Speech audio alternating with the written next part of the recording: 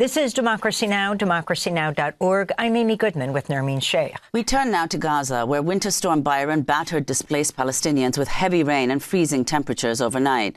Tents and makeshift shelters were soaked and flooded or washed away entirely. In Khan Yunis, an 8-month-old baby girl, Rahaf Abu Jazar, died from hypothermia. As the day broke, families faced soaked belongings and lakes of mud and sewage. This is Sami Yassin, a father and amputee, speaking to Al Jazeera.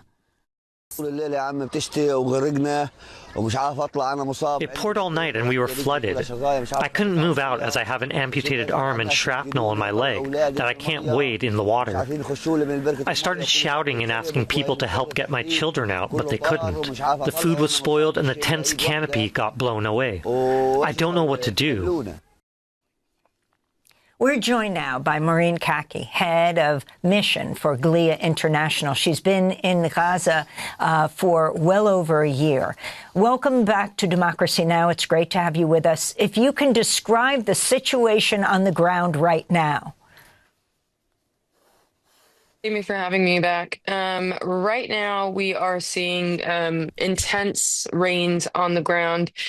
People's tents are being either washed away or flooded entirely. People have no respite from this cold, from the wind, from the rain itself.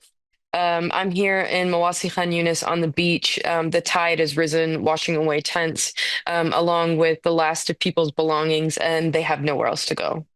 And could you talk about the access to relief? I mean, what kind of aid is getting in to assist people? Not nearly enough. The Israelis are not allowing in. They continue to block vital aid that could save lives and provide shelter in Gaza. In fact, of the aid that is coming in, least of all is medical supplies and shelter supplies. So what is needed right now? What is GLIA International calling for? We are calling for the Israelis to, at the very least, adhere to their end of the deal, the ceasefire. More than that, a complete end to this de facto blockade and the uninhibited access of aid into the Gaza Strip. This includes tents and tarps, medical supplies, which are majorly out of stock in the hospitals. Essentially, the situations in the hospitals have not changed since the ceasefire in terms of what's available. And the only way that Gaza can even begin to think about reconstruction is an end to this blockade. Moureen, are military strikes continuing in the midst of these storms? Yeah, absolutely. East of the yellow line, the bombing has not stopped. West of this yellow line, which is the supposed humanitarian zone, people continue to be targeted by drone strikes. As late as November, there were 2 young boys, Jima and Fadi, who were going to collect firewood for their families, who approached the yellow line. They are children, 9 and 10 years old. They did not know what this yellow line was, and they were killed by a drone strike. And these are 2 of hundreds of Palestinians that have been killed by the Israeli military since the ceasefire went into effect. Finally, do you see this, Moureen, as a ceasefire or not? Absolutely not. Absolutely not. Like I said, this is nearly 400 Palestinians have been killed, over 1,000 injured.